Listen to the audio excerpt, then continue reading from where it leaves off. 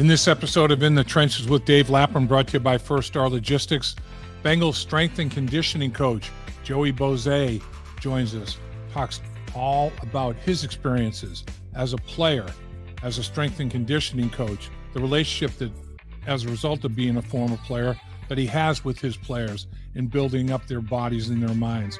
Joe Boese is phenomenal. Players love and respect everything that he's all about. He is a big, big reason for the success of the Cincinnati Bengals here. And you're going to like what he has to say about what he does and the Cincinnati Bengals as a football team.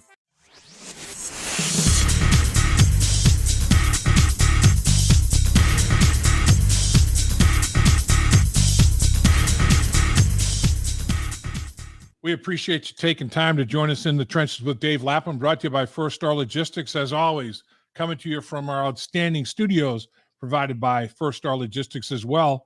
And we have a very, very special guest here today.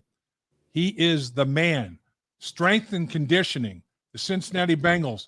When they're out there on the football field performing the way they do at such a high level for such a long football season, Joe Boese is very, very important to that. And Coach, welcome. We appreciate your time, sir. Dave, thanks for having me, man. I'm happy to be here. So this is your fifth year heading up the strength and conditioning program. And that's part of the continuity. You know, people talk about the head coach, the coordinators, everybody staying together. The fact that you have been part of that as well, I mean, that continuity, that consistency, I think is a big, big factor in the success of the football team. Don't you agree? Yeah, I do think continuity has been a big part of our success, you know, especially in the weight room, building relationships with the players, getting to know the guys getting to know us. You know, like you said, going into year 5, you know, we're very comfortable with our roster and the guys. And I think that really helps us. And there's conversations that go on with the assistant coaches. I mean, there's dialogue, there's communication there in terms of if a guy's hurting a little bit or he's not, or whatever the case may be. All of that's very important, that the coaches that coach the position groups are on the same page as you guys, correct? Yeah, and our staff is great. You know, and it starts with Zac, you know, the culture that he's built and the kind of men he's brought in to the staff, not only coaching wise, but player wise. And yeah, communication is a big part of what we do, not only with the players to us, but then us to the position coaches, and communicating how's a guy feeling, how sore he is after a game, you know, especially going into this training camp. Communication will be huge on a day-to-day basis to make sure we stay healthy and get to that first game.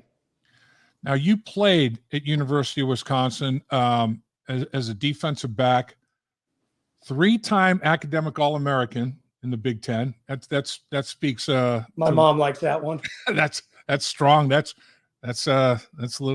big time. That's big time.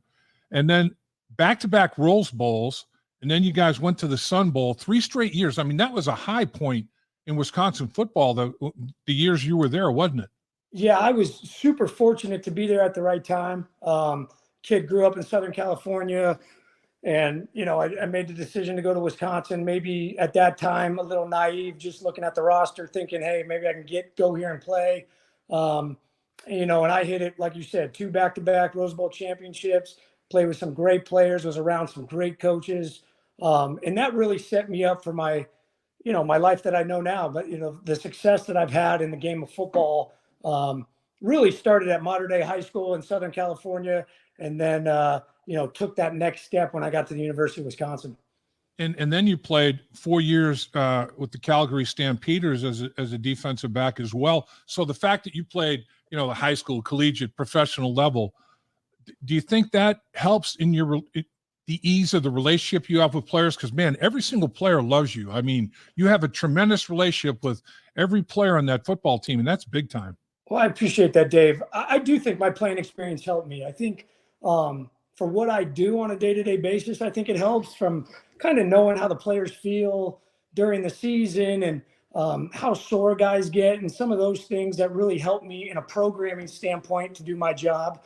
But then also in a relationship building. I've been in locker rooms. I've been in position group meetings. And I've been around the game since, you know, I was 16 years old at a pretty high level. So I think all those experiences have really helped me to where I'm at now, and helped me do my job. So when you're laying out a plan for a season, the 2023 season, here we come. The Bengals again had an extended year last year, making the playoffs. The Bengals have been to a Super Bowl. They've been to the AFC Championship game 2 years in a row, a franchise record there. The length of those seasons, how does that affect how you structure your off-season conditioning and your in-season conditioning program? And do you like plan it out for the entire year and then make adjustments? How do you handle all that, Joey? We do. I think, going to the Super Bowl that year, you play so deep, and then coming back to that OTA period, we really adjusted some things, knowing that we just played, 6 weeks more of football than other guys did. And so we've really adjusted our off-season program the last 2 years, knowing that, the kind of work that our players put into it during the season, and then getting ready for the year. I map out the whole thing.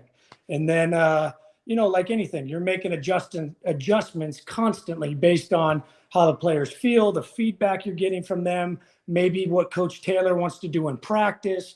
And so we're matching up the weight room and the work on the field to give our guys the best chance to stay healthy and to feel fresh on Sundays.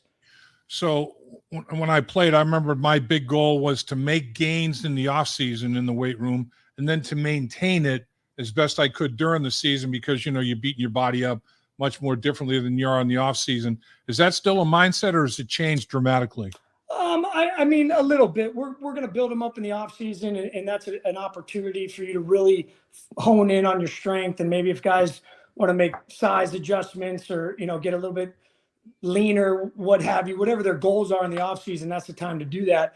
And then in season, we are maintaining, but I want our guys to kind of strive. I want them to push to continue to be strong. The frequency of lifting goes way down in the season. As you know, we have guys on different programs throughout the season, but all of our players at a minimum are lifting twice a week. Once we get into the grind of the season, some guys are lifting 3 times. Occasionally we'll have a guy lift 4 times a week. And then it's really individualized based on what the player needs. But I'd like to, because the frequency is going down, I don't love to use the word maintain. I want our guys to push, and I don't want to say get stronger, but stay at the level that they were coming off of in the offseason. So you were a strength and conditioning coach at the collegiate level as well. Fresno State. You started off at Texas A&M as an assistant. Illinois is another. How different is it, or is it more similar than different, running a strength and conditioning program at the collegiate level as opposed to the National Football League? There's a lot of similarities. I mean, players are typically the same. You have a lot more adjustments in the National Football League. You're dealing with, in college, an 18 to 22-year-old young man who you're developing a lot more. By the time they get to the National Football League, the development part of it, a lot of that is already set in place. And so the adjustments during the week are different with players. You have guys different ages. They've played in the league for, some guys 1-2 years, other guys have played 7 to 10 years. So you're adjusting that during the course of the year. And so I would say there are a lot of similarities, but the differences are you're having to make a lot more adjustments in the National Football League than maybe you would at the college level. Again, I'm going in the Wayback Machine, and I remember, one thing that was a big deal was, oh man, the bench press. You had to come back. You do the bench press test right before the season started, and how many reps, max out on with 225 or max weight, and then go 225 as many reps as you possibly could to fatigue, to failure, and all that. Do you test players like that now, or do you just continue that workout mode all the way through? We get away from the testing at this level. Even our conditioning test lap, we're not going to do it again this year. We didn't do it last year. I think to make guys perform like that on the first day or two of training camp isn't a great idea. We want to ramp our players, so we get into once they're here for 7, 8, 9 days. Okay, now we get a feel and they get their legs up under them, and then here we go. But over the course of the last 5 years, I've looked at a lot of stuff, and I just don't think it's the greatest idea that the first day or second day they're here that we're going to test them and see what they've been doing. Trust me, we're around these guys enough, and they're professionals. They're all taking care of their business. We can find out really quickly who's in shape, who hasn't been doing what they need to do. And it's our job to get them to where they need to be and find out as fast as we can so we can help them, get to where we want to go on Sundays. Now, a big part of what you do as well, you work, hand in hand with the medical staff and the training staff in terms of rehabilitation. They take care of things. Then in terms of hitting the getting their strength back and conditioning their bodies, you're a huge part in that. And you've had some great stories. Joe Burrow, to come back as quickly as he came back from the appendicitis, to come back, he got comeback player of the year, only the second one in franchise history when he came back from that ACL. And man, that story, just Joe Burrow himself with a couple of those right there. And you've had many others. That's a really big part of what you do, isn't it? It is. And Matt Summers, Nick Cosgrave, those guys do a great job with our training staff. And it goes back to what you said earlier. It goes back to communication. The communication between the medical staff and the strength staff and the coaching staff, in my opinion, is A+ in our organization. And that helps us do our job, and it helps the players. And then also the kind of players we're dealing with. The front office and Zac, they've done a tremendous job of bringing in the right kind of guys into our organization, guys with grit and toughness, and all that plays in a factor when a guy's coming back from an injury. Joe Burrows is one of the guys who's had tremendous success. I'm telling you right now, Cheeto Awuzie is going to have tremendous success when he comes back from the ACL this year. And those are just two guys. There's a handful of guys that have CJ a couple of years ago who have had success. And it starts with the medical staff, and then it goes, once they kind of clear a certain point, then they get turned over to us. We start working on the strength part of it. And the ultimate goal is just to get them back on the football field. Yeah, the DJ Reader is another great example. Another big body guy, LC. Collins. I don't know if he'll make the dance right away, to start the season, but from what I'm hearing, he's pretty much ahead of schedule as such. I know that can change on a week-to-week basis, but it's pretty impressive what you guys have going in terms of guys coming back and coming back early and in having such a major impact after an injury that, boy, where are we now? That's a heck of a deal. It really is. Yeah. And we've been very consistent in our approach, and the players have as well. And I think that leads to success. When guys are willing to come in and put the work in and day out, you're going to see results like we've seen in the last couple of years. So guys like Cheeto with his work ethic, Jonah Williams, work ethic. All these guys, Lap, you're around the building a lot, man. You can go down the list. We got a lot of players that have similar characteristics of work ethic, toughness, grit, want to. And, we're talking about injured or guys who have gotten injured and are coming back. But I could go down the roster and name a handful of guys that have those traits that make them successful.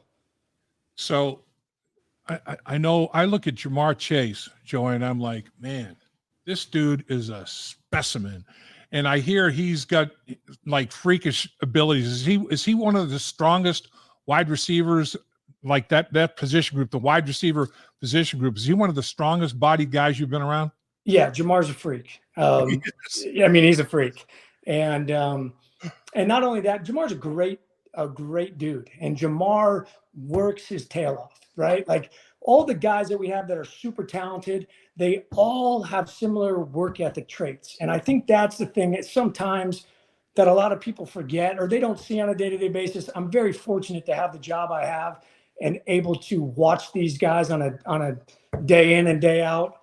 And things that I keep going back to that people don't see is all of our superstars work their ass off, all of them.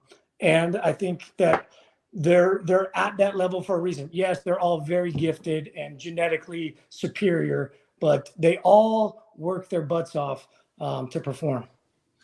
I'll tell you, as a former player, when I was playing, the thing that would just get me going the wrong direction right away is if a guy had all kinds of ability and wasn't capitalizing on it, just took it for granted, didn't develop it. It's like, dude, you Makes don't you want know to pull how your hair good out. you are. Oh, what's that? I said it makes you want to pull your hair out when you see that. It's like, man, give me a little of what you got, dude. I mean, it's like it drives you crazy, Lap, remember this now. God is very fair. He doesn't give you everything. That's true. But when he does give you almost everything, you get the freaks that you're talking about. It's like, oh my gosh, man. But yeah, I can think of so many guys. It's like, oh, geez, you left so much on the table, dude. You were a good player, but you could have been one of the best ever if you just worked at it a little bit. It's like, oh. I've been around a couple guys like that. Yeah, it's frustrating. It is. So, do you have like anybody that comes to mind where, like we talked about Jamar being a freak? Name some other freaks that you've had, but with maybe with the Bengals, other teams, or whatever. I mean, I was fortunate in college. I had Von Miller for 4 years. Oh wow! And he when you start talking about freaks, he is at the top of the list. Yeah. I had Devontae Adams for 2 years at Fresno State. He's another guy that's pretty high on the list.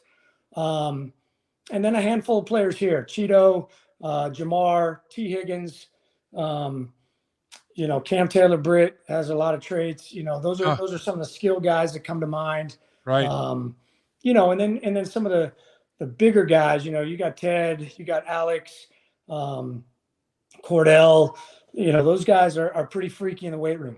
There's not a lot of things that they can't do if they wanted to in the weight room. And sometimes we got to really keep an eye on them to pull them back a little bit because they're extremely strong. What about rookies in veteran free agents, rookies, college free agents, guys you haven't spent a whole lot of time with? What's the process like when you try to figure out, what makes them tick? Where are they? How can I develop them? I mean, I look at a guy like Miles Murphy, the size, speed, strength ratio that dude has is like crazy, isn't it? He's in that freak category too now, Dave. I saw that guy do 20 pull-ups at 280 pounds. What? Like clean, real pull-ups. What? And then I think the next day at practice, he ran 20.1 mile an hour on the GPS. So when you're talking about freaks, he's got a lot of tools to have a lot of success. When the rookies come in, we keep them by themselves for about a month until we feel comfortable trying to get to know them get to know us, try to explain our system and how we're going to do things. And then we start to integrate them with the older players. And it just gives us, a decent amount of time to see what they do well, what we think they need to work on. And then we go from there. There's been a lot of talk about the culture that Zac, has established and brought to the Cincinnati Bengals. You've been a part of that for all 5 years with Zac, and the players that I talk about the culture that you have in your room and with your people. And they talk about it in a very, very positive, very complimentary to you way. That has to make you feel good. It does. And I appreciate that. I take pride in what I do. I love my job. I'm very fortunate to have this job. And I want the players to feel that energy. I want the players to feel a certain vibe or energy when they come into the room. I don't want it to ever be dreadful when they have to come in and work out. And so we try to make it a good environment. Our door's always open. We have a lot of players that like to just come down to the office and kind of shoot the shit, which is great. It's been really good. And it's gotten better and better every year. It wasn't like what it is right now. It wasn't like this year one. And that starts with us getting to know the players and them getting to know us. But we do take a lot of pride in what we do, and we want the players to feel like we're trying to help them any way we can. As an assistant at Texas A&M, you were there with a guy named Zac Taylor and a guy named Troy Walters. And your relationship kind of started back then at Texas A&M with the Aggies. How are they the same guy that they were back then when you knew him at A&M? You know what? The coolest thing, Lap, they are. They both are the same guy. Zac, yeah. I've known Zac for a long time now, and we were both lower level GAs, making no money, working crazy hours. And he's the same exact guy now that he was then. And it starts with kind of who he is as a guy and what he believes in. And I think, especially here, not having success the first couple of years and staying the course and being the same consistent guy all the time, and now seeing some of the success we've had, it's really gratifying. It speaks well, though, to all of you guys. I mean, your assistants are basically intact. Zac's assistants are all basically intact. I mean, the coordinators are all intact. Even, assistant head coach, special teams coordinator, Darren Simmons. I mean, that speaks a lot to the overall organization, I guess, doesn't it? Yeah, I think it does. And guys want to be here. I want to be a Cincinnati Bengal. I want to. I'm not looking, and I think I don't want to speak for everybody, but I don't think guys are looking for other opportunities. And why is that? Because I'm excited to go to work every day. I like my job, and I would bet you if you asked all the assistants, they would agree with that. It's a good place to work. Zac is a great guy to work for. And we have a team that we feel like has an opportunity to, hopefully make a long run this year. So you got three sons, Sam, Ben, and Max. I mean, they must just love the fact that you're involved in the National Football League. I saw you coaching flag football, so I know you're heavily involved as a dad. I mean, it must be just an unbelievable joy for your boys to be involved, isn't it? Yeah, it is. And for me, it is. When I was a younger coach, this is kind of what I dreamt about, having a family, letting those guys come to practice and be around and kind of see what I do. And like I've said a bunch of times, I feel very blessed and fortunate for that. And I was lucky. I grew up with great mom and dad and around sports my whole life. And I'm just trying to give my sons the same opportunity that I had. Well, Coach, I know the players certainly can relate to you. They respect you and they can relate to you. And I mean, you look like you could give Darren Simmons, Lou Anarumo, you give those guys some snaps, Coach. You're looking good, man. Yeah, I wish. I don't think these 43-year-old legs are moving as fast as they used to. But I appreciate the compliment, Lap. Well, appreciate everything that you're doing for the organization, and a lot of it's kind of like behind the scenes, and I don't think you get the recognition and notoriety that you should, because you do a heck of a job. And I'm telling you, the players are sold, man. You sold them, Coach. They're in. They bought in, man. They bought in. Well, I like to be behind the scenes. We feel like in the weight room, we're kind of in the trenches, There you go. And so, like I said, being around the players and it keeps you youthful. It keeps you, wanting to, I just got off the phone with BJ Hill a little bit. He's asking about camp and busting my balls about vacation and those sort of things. I'm excited for Saturday to get the rookies back in, and then on Tuesday to get the vets. And I'm really looking forward to this season. It's going to be great. I'll tell you what, this year, you talk about the AFC North, man, everybody's competitive. The AFC, I mean, there's a dozen high-level quarterbacks in the AFC. It's unbelievable, man. It's competitive as competitive can be, isn't it? Yeah, it really is. And that's the great thing about the National Football League is there is no week off. There's no gimme games. Right. You look at our division, the quarterbacks, the defenses, and you can go around the whole league. The AFC is going to be a tough conference this year. But I feel good about our team. I feel good about the players we have coming back, the energy in the building. And like I said, I'm really excited to get going. And I think this could be a special year. Well, Coach, you're a big reason for that energy in the building. Appreciate you. And I'll tell you what, congratulations on all your successes. And man, let's make a nice playoff run again this year, Coach. It'd be awesome. Let's do it, Dave. Sounds good. You're the man. Have a great day. Thank you. Dave Lapham here, Coach, and every day I am grateful for my experience to have played professional football.